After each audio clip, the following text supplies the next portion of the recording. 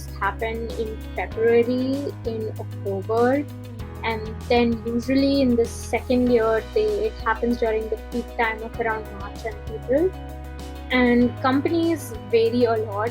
When we joined in the first year, there were pretty less companies focused on telecom, but luckily through every semester as it went, there were a lot of companies on campus. There was Facebook, there was LinkedIn.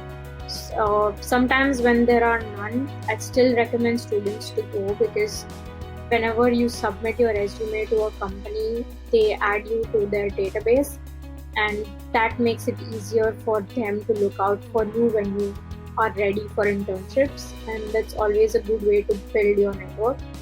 So make sure that you hit up every career fair that is there on campus and talk to people who are around there, learn about what the company does, and make sure that you give your resume to them and you have it prepared so that if they have any opportunity which opens pretty randomly, they can call on to you and you can get some great work there.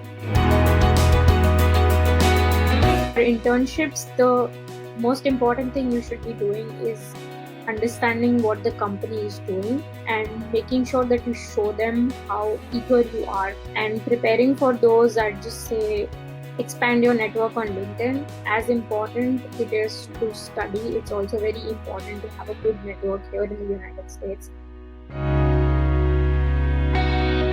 Out of 180 of us had internships. Internships usually do convert to full-time, but there's no guarantee, because one, it depends greatly on how you did as an intern there, if you did add any value, and second, it also depends on how well the company is doing, because sometimes the company might be doing well when you're an intern, but after a year when you have to join as full-time, they realize that they're not making that much money. So yeah, it's not a guaranteed thing to have. Make sure you apply early, way early, probably in the third semester.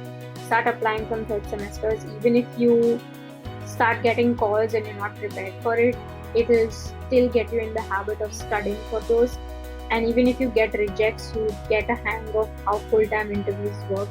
You'll understand how nervous you are for a full-time interview, what kind of questions can they throw in, and how the entire procedure works. And all of it comes only through experience and not by reading up Glassdoor or any other websites on Google. So I'd recommend that you apply early.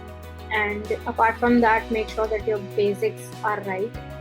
And also networking in itself is very important. And like communication networking, where you grow your LinkedIn network or you expand your contacts so that you can easily apply for jobs. No, that didn't happen for my department. I had a lot of people who had 6 or 5 years of work experience, but that didn't allow them to get a job easily. They were still in the same boat as people who didn't have experience were in. So yeah, it doesn't matter whether you are experienced as far as your coursework and your GPA is good. It's usually around 6 to 7 rounds, where the first one begins with a phone interview. After that gets clear, there is maybe a Skype interview. After that, they do call you on site. And on site, you have around 6 to 7 hours, which is divided between at least 4 to 5 people, where they interview and grill you for an hour each of different concepts or things they're looking for. If it's coding, they expect you to whiteboard it.